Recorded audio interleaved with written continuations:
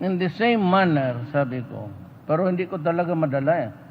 Kita mo yung mga new generation, pati yung mga bata na babae na nigarilyo.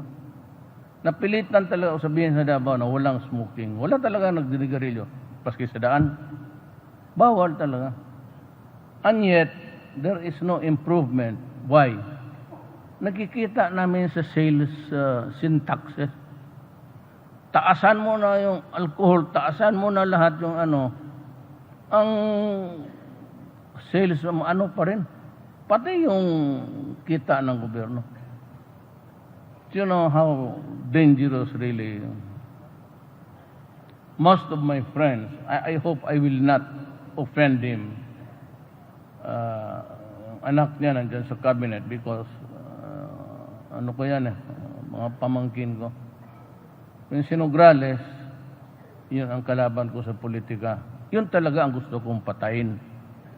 Pero, andyan naman sa ospital, sa ICU naman, but at that time, yung kaibigan po kami, sabi ko, Adri po, you're just smoking yourself to death. Just like my father. My father was smoking 2 packs. Sabi ko, ito, patay ito, sigurado. He died at the age of 56. Kasi, ilang nigarilyo dito?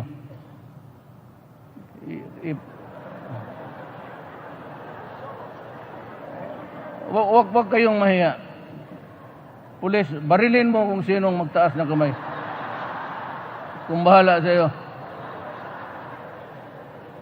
Sinabi na nga na, you either go emphysema or cancer. Period.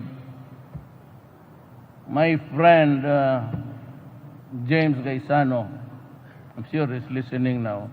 I have to mention yun. Sinabi ko na sa iyo noon. Magdala-dalang dito, holster. Kala mo, anong holster mo? Oxygen pala, puto na dito. Sus Mario Sep.